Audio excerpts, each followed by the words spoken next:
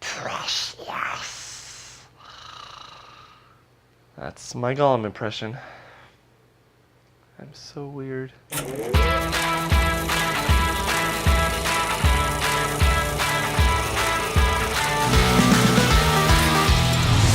The Two Towers is the second installment in the Lord of the Rings trilogy and is directed again by Peter Jackson, and it stars all the returning cast members with the addition of the character Theoden, played by Bernard Hill, Éowyn, played by Miranda Otto, Éomer, played by Karl Urban, and Gollum, played by the one and only Andy Serkis. This movie is split into 3 stories. It follows the adventures of Frodo and Sam as they journey closer toward Mordor to destroy the One Ring, Merry and Pippin as they've been captured by the Uruk-hai and try to get free from them, and Aragorn, Legolas, and Gimli as they're hunting down the pack of Uruk-hai that have taken Merry and Pippin. But they're soon met up again with Gandalf, who's now Gandalf the White, and they're kind of pulled into the world of men where they have to help Rohan in the Battle of Helm's Deep. I'm basing these reviews off of the extended editions because that's how Peter Jackson wanted these movies to be seen. And I feel like there's some story elements missing if you're just doing the theatrical version. This movie kind of struggles to find a beginning. When I first saw it, and they're just going over the mountains, and you hear Gandalf kind of screaming to the Balrog, the first thing that popped into my head was, that's out of order, because I had watched that movie so many times, and it still kind of bothers me that they put his lines out of order. I thought they were going to start the movie there and have it go from that point all the way to the end of Fellowship of the Ring and then carry on. And I was very upset. I'm like, come on, we've already seen this, and that's an hour. But as soon as that camera starts following Gandalf, man, that was awesome.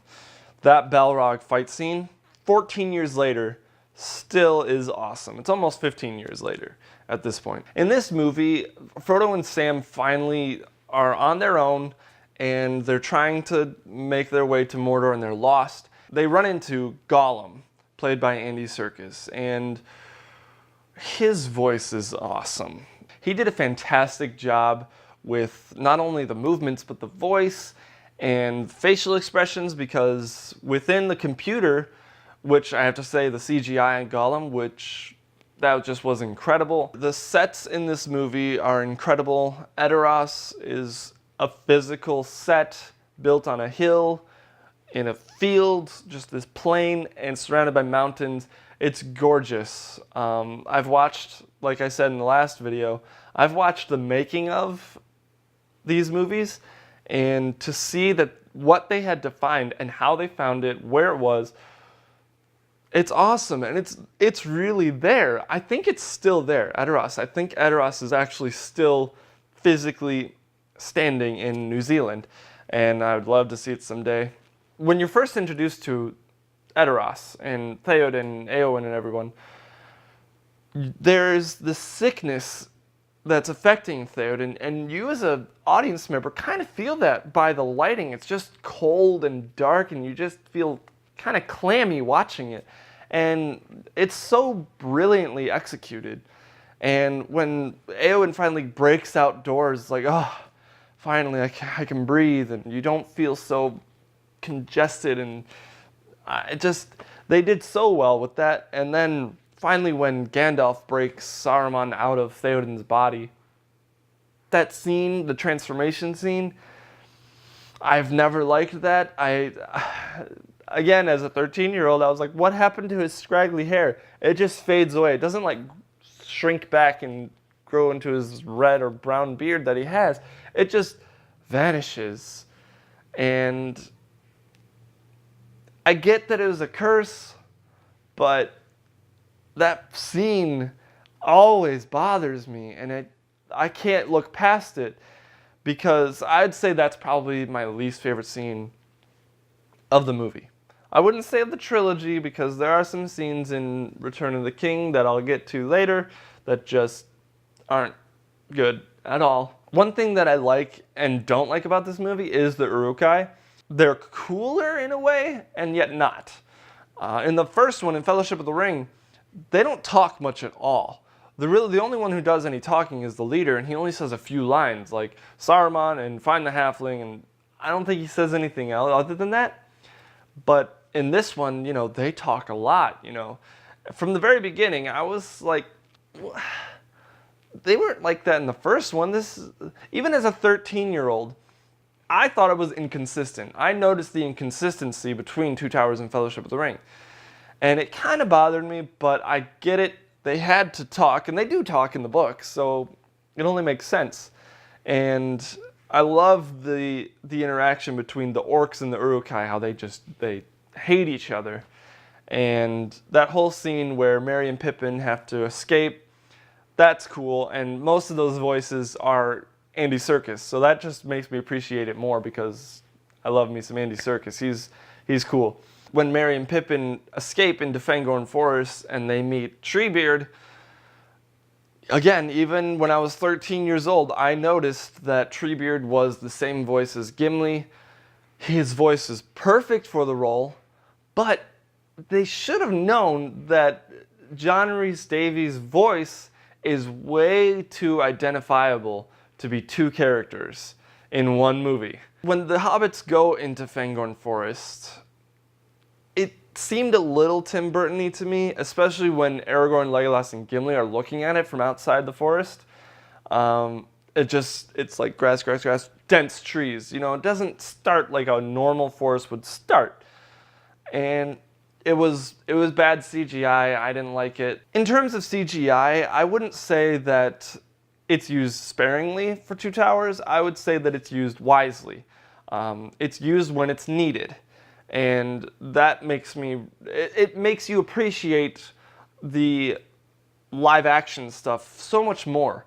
All the Uruk-hais, well, not all of them, but when they're seen close up, those are real actors in prosthetics and masks and makeup.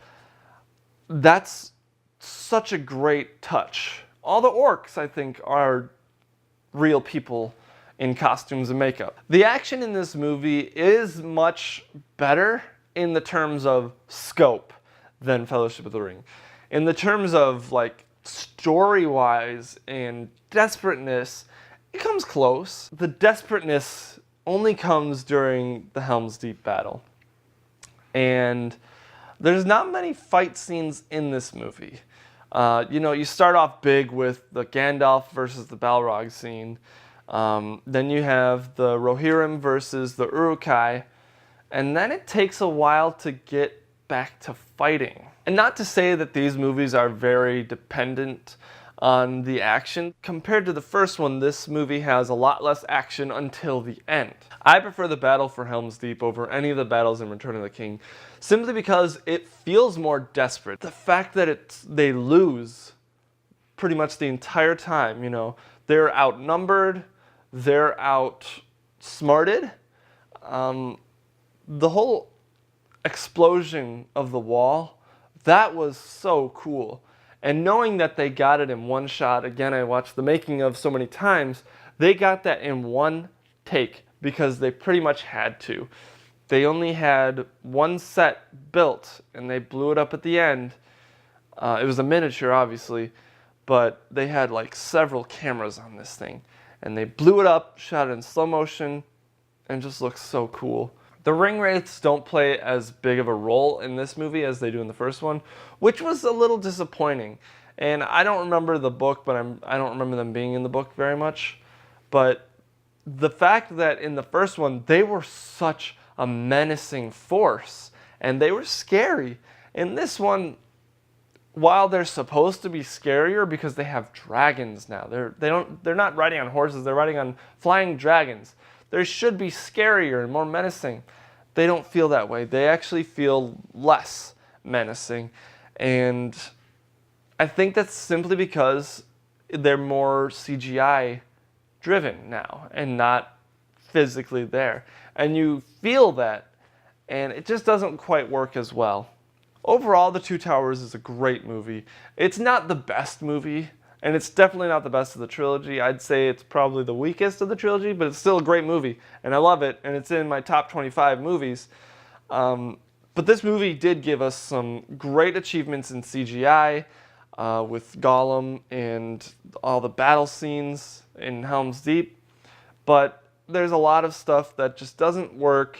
In particular, the scenes of Legolas doing stupid things. Some CGI is bad, most of it's good. But I give The Two Towers a B+, and it's still a fantastic movie, but it's not the best. It's the worst of the trilogy, but it's still really good. So that's my review of The Two Towers. Let me know what you guys thought of it in the comments section below. I'll be finishing off the Lord of the Rings trilogy with Return of the King next week. If you guys like this video, be sure to give it a big ol' thumbs up, subscribe to the channel, and be sure to click on that bell icon next to the subscribe button, and click on that notification checkbox so you can be notified when we upload new videos. And as always, guys, thank you for watching, and I'll see you in the next video.